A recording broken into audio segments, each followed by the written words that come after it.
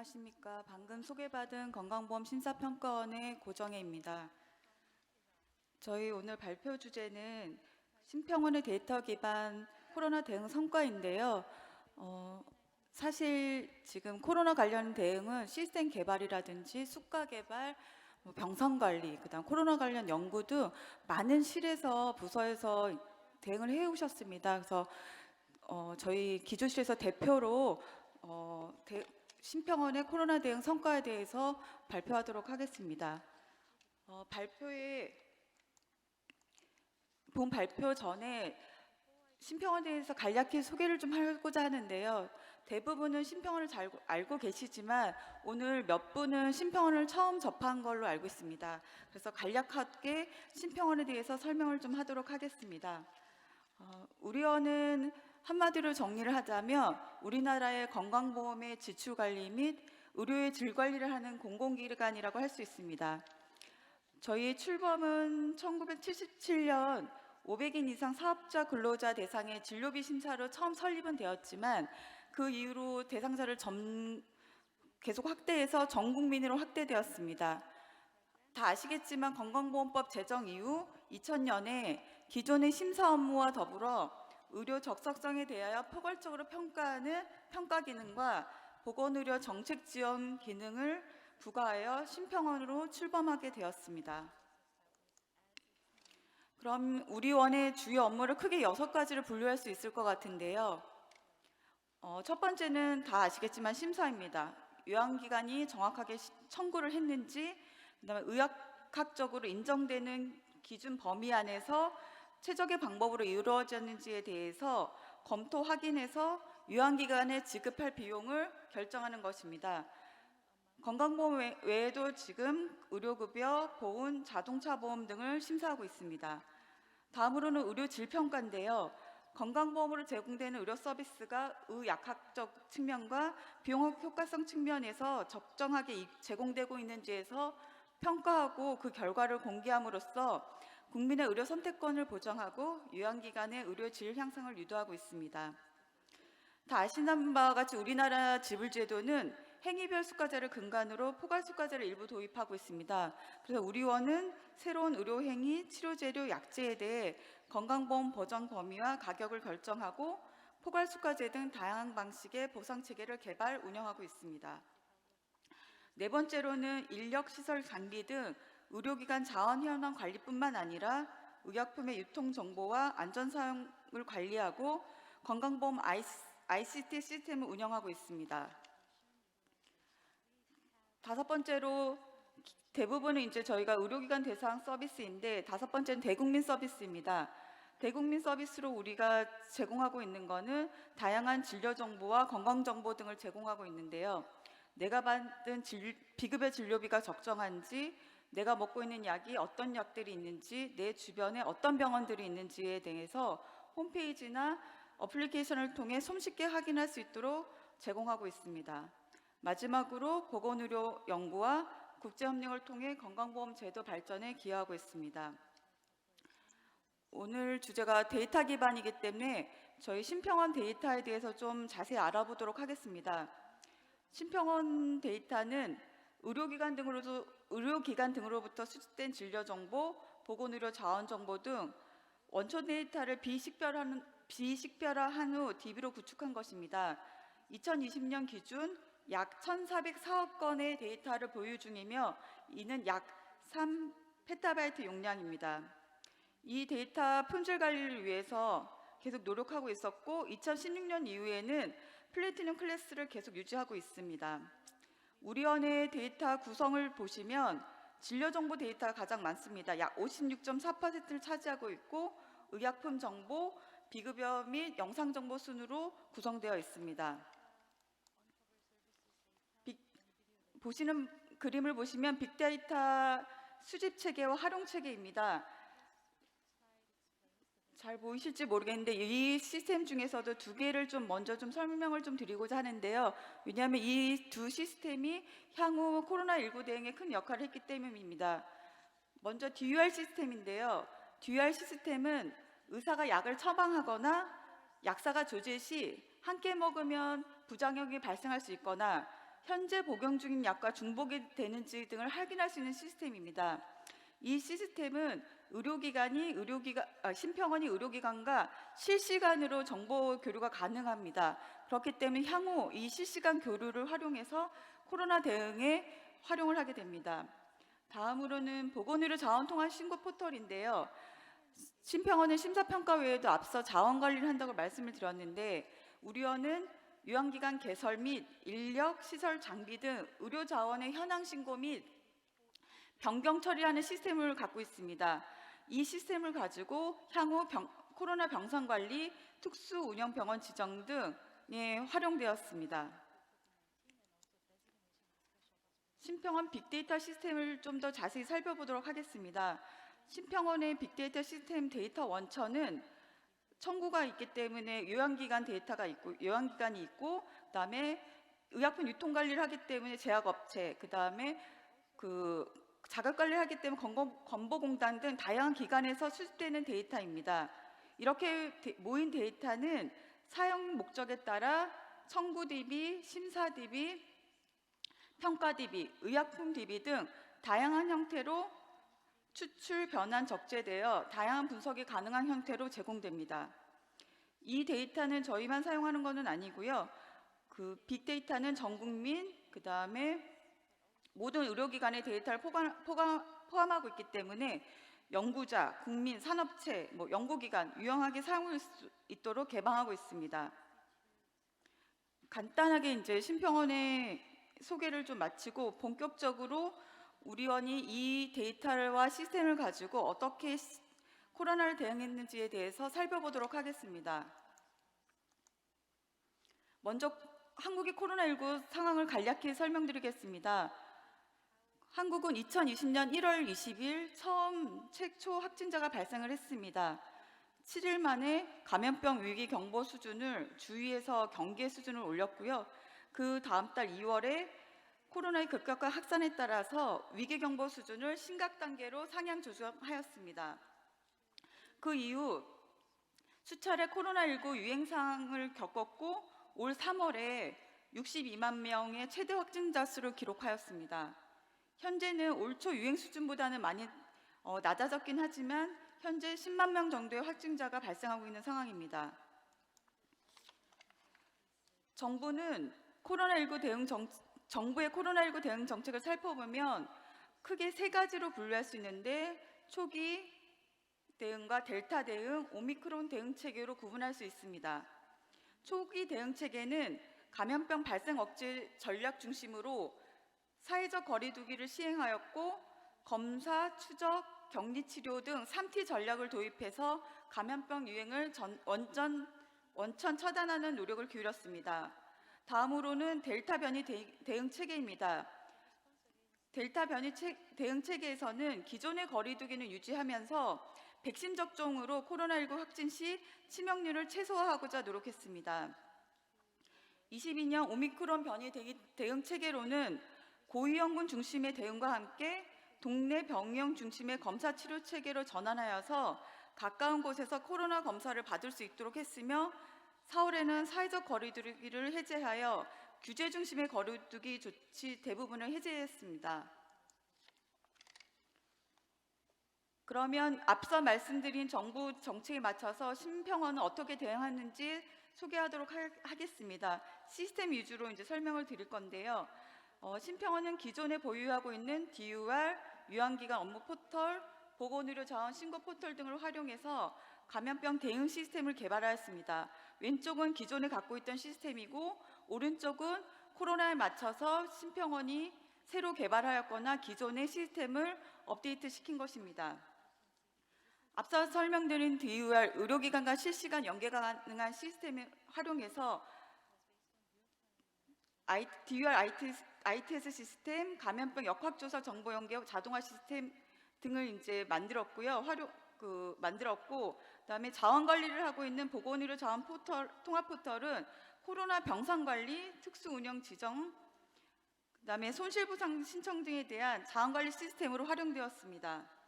그 외에도 심평원이 코로나에 대응해서 보건의료 위기 대응 시스템을 개발하였는데요. 이 시스템은 코로나19 환자 정보 관리, 코로나19 치료제 관리, 파견 의료 인력 관리를 효율적으로 할 수 있도록 개발하였습니다. 자세한 내용은 뒤에 세부적으로 설명드리도록 하겠습니다. 그럼 앞서 설명드린 이런 많은 시스템을 개발했는데 이것들이 어떻게 코로나19에 대해서 활용되었는지 단계적으로 설명드리도록 하겠습니다. 저희 코로나19 대응 단계에 대해서 크게 조기 발견 및 지역사회 전파 방지, 적절한 치료 환경 조성, 사후 관리 체계 세 개 영역으로 구분하였습니다. 먼저 조기 발견 및 지역사회 전파 방지인데요.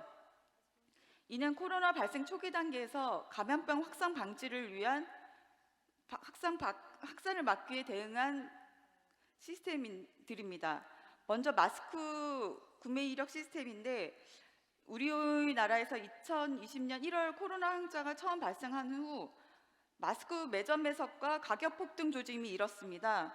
그래서 정부는 3월에 공적 마스크 제도를 도입을 하게 됐는데요.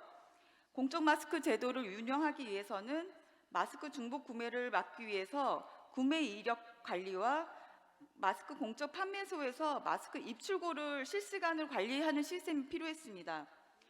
이 공적 판매소가 주로 약국에서 이루어졌기 때문에 우리원의 DUR 시스템이 의료기관과 실시간으로 연계됐기 때문에 저희 그 시스템을 활용해서 마스크 구매 중복 시스템을 개발하게 되었습니다.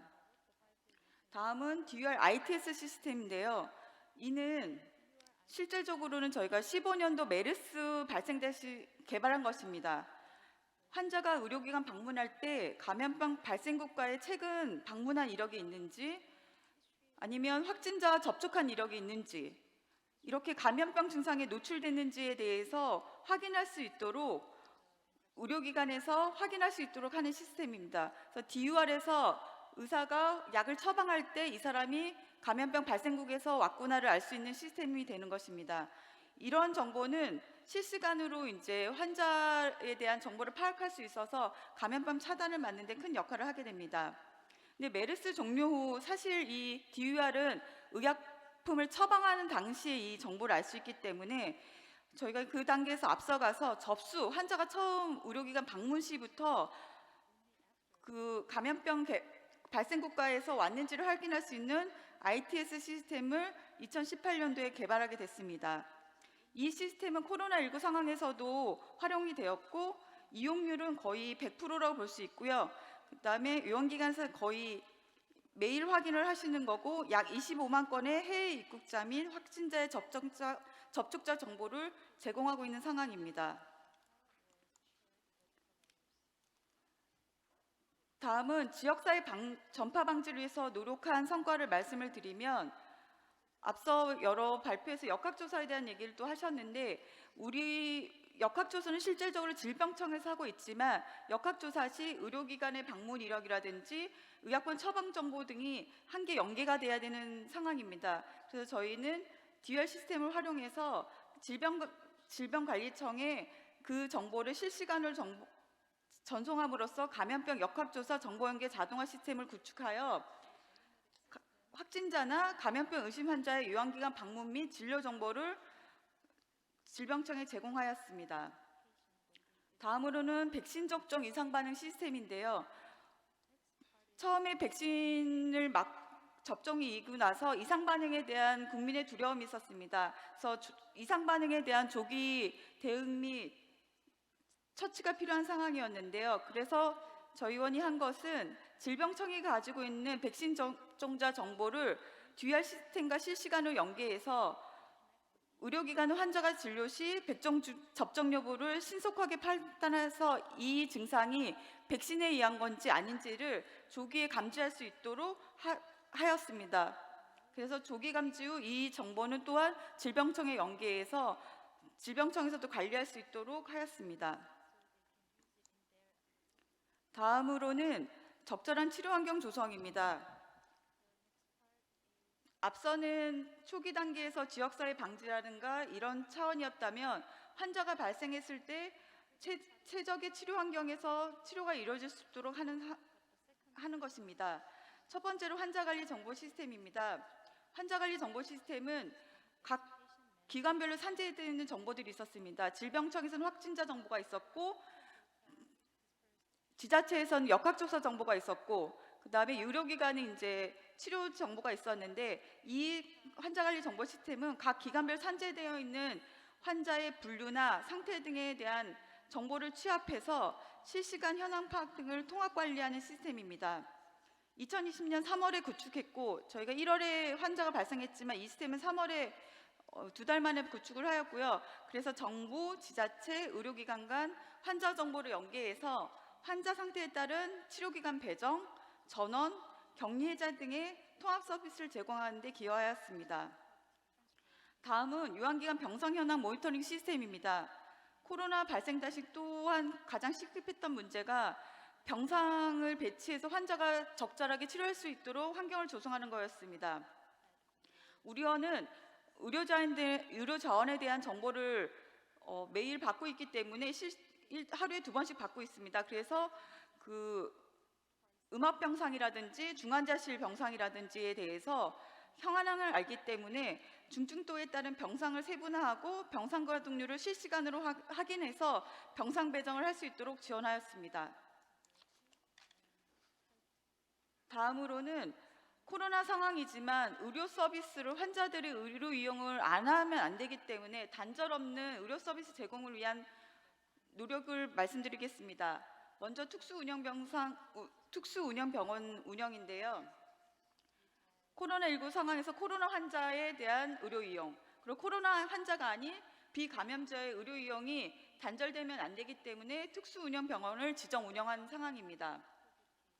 정부가 운영하고 있는 특수운영병원은 크게 국민안심병원, 호흡기 전담 클리닉, 원스톱 진료기관으로 볼 수 있습니다. 국민안심병원은 호흡기 환자를 방문부터 입원까지 전 과정을 다른 환자와 분리해서 진료하는 병원으로 22년 2월 기준 257개 기관을 지정하여 운영 중입니다.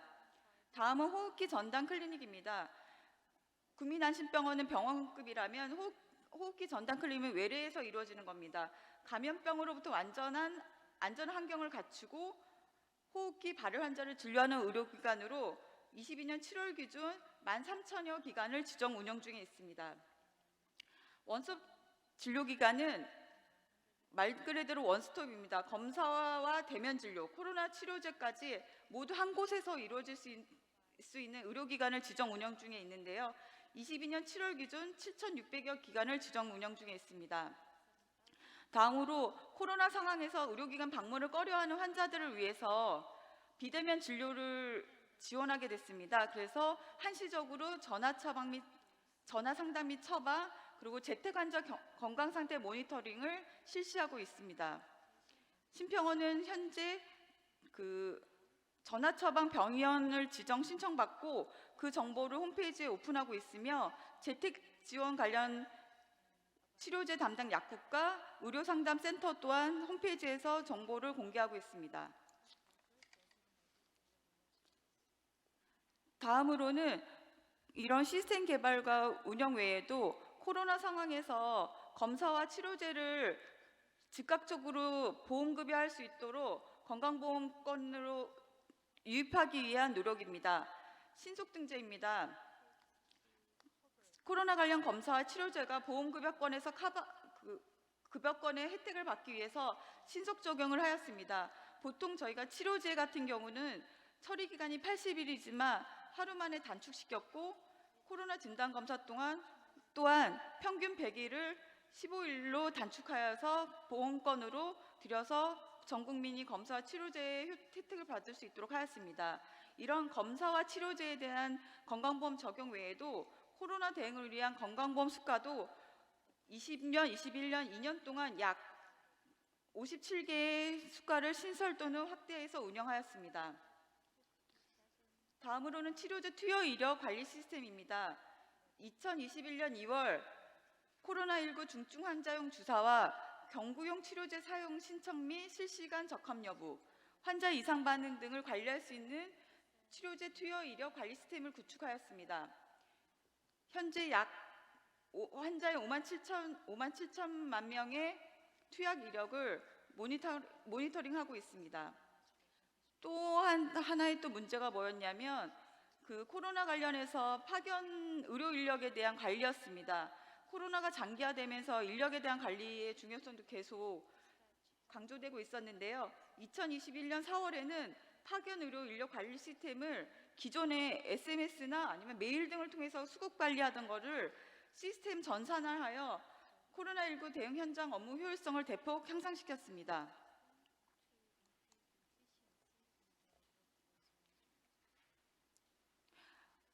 마지막으로 사후관리 체계입니다. 심평원회 같은 경우는 그동안에는 앞서는 의료 현장에 대해서 대응하는 체계에서 설명을 드렸다면 지금 CDM이나 오픈AI는 국민이나 연구자 대상으로 한 사업입니다. CDM은 코로나19 확진자의 기저질환 및 의료이용 정보를 활용한 방역 정책 수립과 국내 연구자 수요 증대로 인해서 20년 3월에 최초 코로나19 연구용 데이터셋을 제공하였습니다. 특히 이번 데이터는 CDM이라는 공동 데이터 모델로 변환하여 제공하였는데요. CDM은 용어와 구조를 표준화한 데이터이기 때문에 데이터 변환 없이 통합 분석이 가능했기 때문에 보건의료 분야 연구 개발 및 정책 지원을 위한 데이터 활용으로 큰 활용 가치가 있었습니다.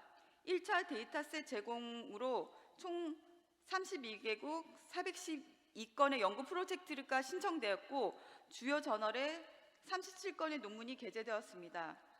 올해 2차 연구 데이터셋을 제공할 제공이고 현재 진행 중에 있습니다. CDM은 주로 연구자에 의한 데이터 개방이었다면 오픈 API는 전 국민 대상의 데이터 개방이었습니다. 오픈 API란 대부분 다 알고 계시겠지만 인터넷 이용자 또는 애플리케이션 개발자가 직접 운영 프로그램과 서비스를 손쉽게 개발할 수 있도록 일정하게 정해진 형식으로 정보를 제공하는 것을 의미합니다. 총 24개의 정보를 제공하고 있는데요. 병원 정보, 진료 행위 정보, 의약품 정보, 비급여 진료비 정보, 코로나 관련 정보를 제공하고 있습니다. 그래서 현재 사용하는 걸 예를 보시면 코로나19 관련해서는 코로나19 진료가 가능한 병원이나 아니면 선별 진료소 위치 등 정보를 다수의 건강정보 웹에서 제공해서 활용되고 있습니다. 다음으로 손실보상 관련입니다. 코로나 관련해서 의료기관에서는 코로나 환자를 대비해서 병상을 비워두게 되는데요. 그러면 우리나라는 행위별 수가제이기 때문에 비워두면 그거에 대한 수가가 발생하지 않기 때문에 의료기관은 손실을 받게 됩니다. 그래서 비워둔 병상에 대해서 심평원은 기존 시스템을 활용해서 손실보상을 점수를 받고 손실보상을 받을 수 있는 기준에 부합하는지를 심사하는 역할을 하고 있습니다. 다음으로는 코로나 관련해서 데이터를 활용해서 연구한 사례입니다. 저희가 외부로도 데이터를 오픈해서 연구를 할 수 있기도 하지만 내부적으로도 자체 연구를 하고 있는데요. 심평원 연구소에서는 심평원의 빅데이터를 활용해서 코로나19가 의료용에 어떻게 영향을 미치는지 재택치료 효과성 분석 등을 해서 향후 감염병 정책 수립과 개선에 활용될 예정입니다.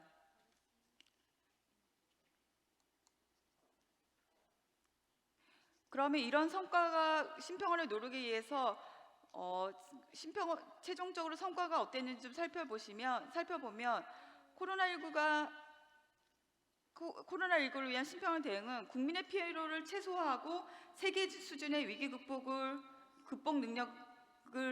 세계 수준의 극복을 했다는 능력을 평가받았습니다. 블룸버그는 2020년 11월부터 세계 주요국가 53개를 대상으로 매달 코로나 관련해서 회복력 순위를 평가해서 발표하고 있습니다. 이 발표 기준은 코로나 감염 상황, 경제활동 재개, 삶의 질 등의 분야를 총 11개 지표로 세분화해서 각국의 팬데믹 상황에서 얼마나 효과적으로 대처했는지를 종합해 순위를 매기는 건데요.